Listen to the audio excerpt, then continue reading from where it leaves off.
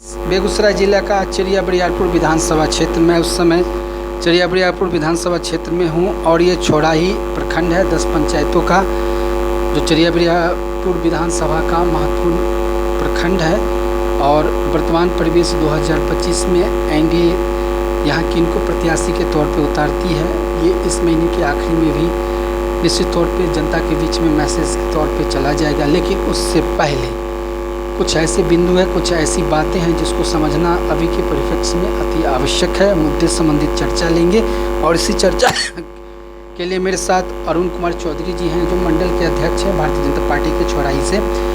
आपसे मेरा सवाल पहला यह है कि वर्तमान जो स्थितियां हैं, इस स्थिति में पिछला चुनाव जेडीयू एनडीए यहाँ से लूज किया था, कारण जो भी है उसमें हमको नहीं जाना है। लेकिन वर्तमान जो विधायक राष्ट्रीय जनता दल से हैं उनके बारे में आपसे हम जरूर पूछेंगे as a social worker, as a political worker, as a voter कि वर्तमान विधायक जी का विकास के प्रति, विज़न और व्यू के प्रति क्या दिलचस्पी रहा छोड़ाही विधानसभा में विगत 5 वर्षों में, उनके द्वारा किन विषयों पे ज़्यादा काम किया गया, जनसंपर्क का क्या इशू था, क्या कहना चाहेंगे? विगत जो इनका कार्यकाल रहा एज ए भाजपा मंडल अध्यक्ष, हम तो हमेशा फील्ड में रहते हैं, लेकिन हमने पाया कि वो प्रायः अस्वस्थ भी रहते हैं, बताते भी हैं और क्षेत्र में ज़्यादा करा आए हैं तो बहुत संतोषजनक काम तो दिखाई नहीं पड़ रहा है। निश्चित तौर पर में कहीं ऐसा कोई विज़न न सुनने को मिला, न क्षेत्र में ऐसा कोई काम दिखाई पड़ रहा है बहुत ज़्यादा जो मतलब हम कह सकें, बता सकें, लोग जान सकें कि उनका वर्क जो है सो क्या कहते हैं कोई इस तरह का आया जिसमें बेरोज़गारी हो, शिक्षा हो या लोगों की गरीबी को दूर करने से संबंधित कोई विज़न हो, ऐसा तो कुछ दिखाई नहीं पड़ा 5 साल के कार्यकाल में। अरुण जी, आप भाजपा से जुड़े हुए हैं कई वर्षों से और एक समर्पित वर्कर हैं और निश्चित तौर पे कोई वर्कर समर्पित रहता है और उनकी जो भावनाएं रहती हैं उस भावनाओं को अगर छेड़छाड़ किया जाता है तो विधानसभा चुनाव में सेहत पे असर पड़ जाता है। शायद ये भी एक कारण था कि आप जैसे दर्जनों भाजपाइयों के साथ छेड़छाड़ किया गया था जिस वजह से जीता हुआ सीट एनडीए का लूज हो गया था। इस बार ये छेड़छाड़ या फिर जो मान सम्मान है इसकी पूर्ति अगर पुनः नहीं हुई और सम्मानजनक आप लोगों को यहाँ पे व्यवस्था नहीं किया गया तो निश्चित तौर पे यहाँ का सेहत फिर बिगड़ सकता है। इस परिस्थिति में एज ए भाजपा वर्कर जो भी एनडीए से कैंडिडेट आएंगे तोल के, मोल के, ठाठ के, ठठोर के और फिल्टर करके फिल्ट्रेट कैंडिडेट की यहाँ दरकार है ताकि यहाँ जो भी उम्मीदवार एनडीए का है वो 50,000 वोटों से विजय करके पटना पहुँचे।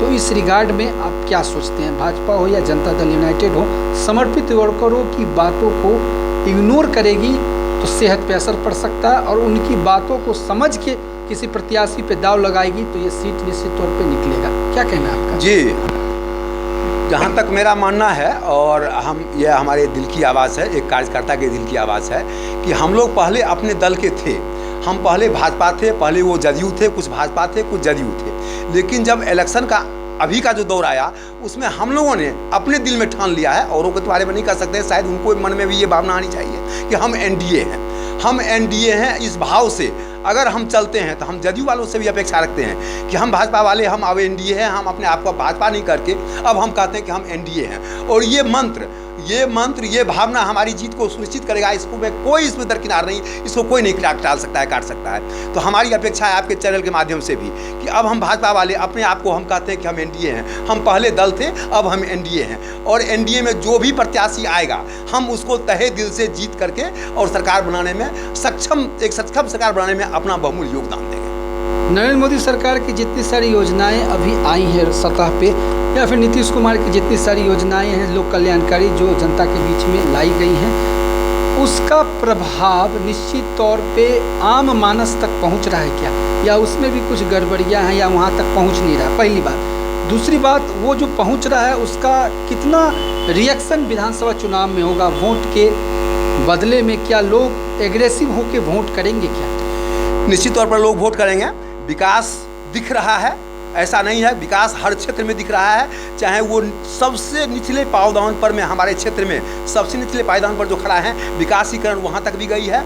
हम वहाँ तक भी शिक्षा का अलग जगाए हैं। आज के परिवेश में एक घर में गैस कनेक्शन है, बिजली फ्री है, रोड कनेक्टिविटी मिल रही है, मेडिकल स्वास्थ्य है, वो दिख रहा है कि जगह अस्पताल, और अस्पताल में डॉक्टर बैठ रहे हैं। यहाँ तक कि चौराही PSC है, यहाँ पर भी जो है सो एक्सरे का काम शुरू हो गया है। गरीबों के लिए जो भी मतलब सुविधा होनी चाहिए वो सुविधा आज दिखाई पड़ रही है, और इसका लाभ निश्चित तौर पर में हम समझाने में कामयाब हो रहे हैं कि ये विकास तो देखिए कोई जादुई छड़ी नहीं है कि एक बार घुमा देंगे अब पूरा सब कुछ विकसित दिख जाएगा, लेकिन विकास क्रमशः बढ़ रहा है, ये तो दिख रहा है, ये हर व्यक्ति को एहसास हो रहा है। इसका लाभ निश्चित तौर पर NDO को मिलेगा। 17 तारीख को भारत के यशस्वी प्रधानमंत्री माननीय नरेंद्र मोदी जी का जन्मदिन है। अब भाजपा के साधारण से कार्यकर्ता है, लेकिन अपने प्रधानमंत्री को शुभेच्छा शुभकामना आप जरूर देंगे, क्या कहना चाहेंगे? हम अपने प्रधानमंत्री जी को दिल से, तहे दिल से उनके जन्मदिन पर में आभार व्यक्त करते हैं, शुभकामना देते हैं, और उनके जन्मदिन को हम लोग साप्ताहिक एक आयोजन मना रहे हैं। घर घर जाकर के एक सप्ताह हम जनसंपर्क करेंगे। उनके जन्मदिन पर सप्ताह पखवाड़ा हम मना रहे हैं। कल भी एक कार्यशाला का आयोजन हमारे मंडल में किया गया। इसी जन्मदिन को मद्देनजर रखते हुए उनके जन्मदिन को हम लोग बहुत ही हर्षोल्लास के साथ मनाएंगे।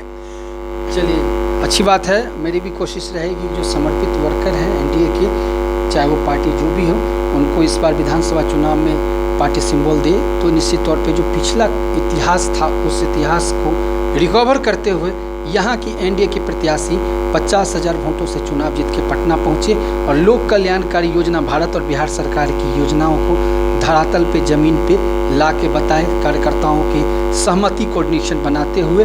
ये अति आवश्यक है, एक अच्छा संदेश है। चौराही चरिया बरियारपुर विधानसभा से दोनों सहयोगियों के साथ प्रवीण कुमार, चौराही, बेगूसराय, बिहार।